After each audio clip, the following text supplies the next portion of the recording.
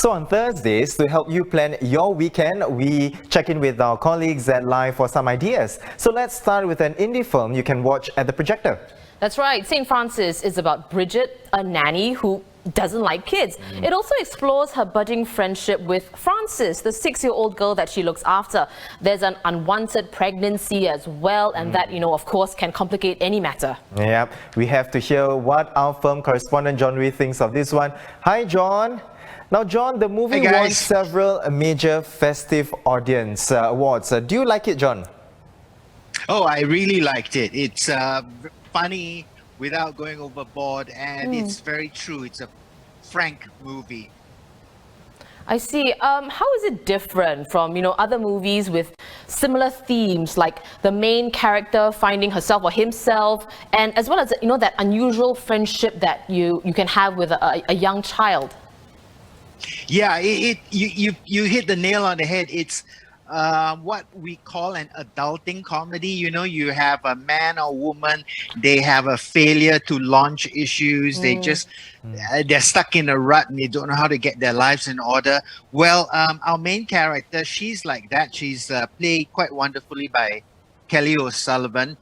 And she fakes her way, she bluffs her way into a nanny job, and then she struggles and she copes. What's different about this is how honest it is with the life of this woman and the unexpected things she learns along the way when she becomes a nanny to this precocious child, Frances, who gives a wonderful, very funny performance, by the way. She steals the whole show. All right, humor right there. So something we have to catch here, Olivia. Well, thank you so much, John. Thank you.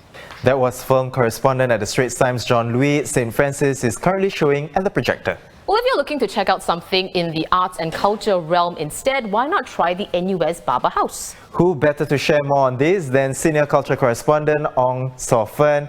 Hi, Sor Fern. Sor Fern, you wrote that the NUS Baba House is overlooked in terms of the museum scene. I admit I haven't heard it before. Why don't you tell us more? Okay, the NUS Baba House, I have to confess that I also have overlooked it over the years. It opened in 2008 and I only got around to visiting it recently. And it's a really nice house, but it's kind of like off the beaten path a little. It's located along New Road opposite the Outram Park MRT station. And it's actually quite easy to get to if you make an effort. You need to book a time slot before you can actually visit the place. Yeah. But the admission is free, and the time slot will also allow you to get a docent tour of the facility. So it's a really nice way to spend a morning. Wow. So, Sor Fern, once we get into the museum, how is it different from the other Peranakan museums in terms of what it showcases? The NUS Baba House is, as its name suggests, is owned by the National University of Singapore. So it's actually also a teaching tool for the students of the university.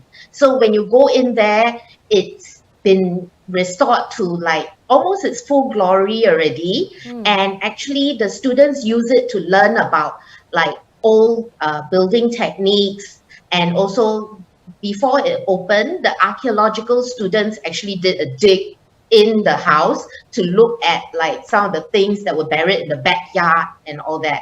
So it's actually quite fun to go and revisit maybe like a few months down the road, because they are constantly renovating and updating the thing. They add to the collection. When I went, they had just added a couple of like really interesting ornate mirrors to the furniture in the hall.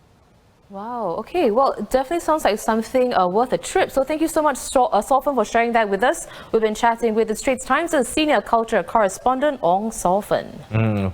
Now we have a live picks playlist on YouTube where you can get more ideas on how to spend your weekend.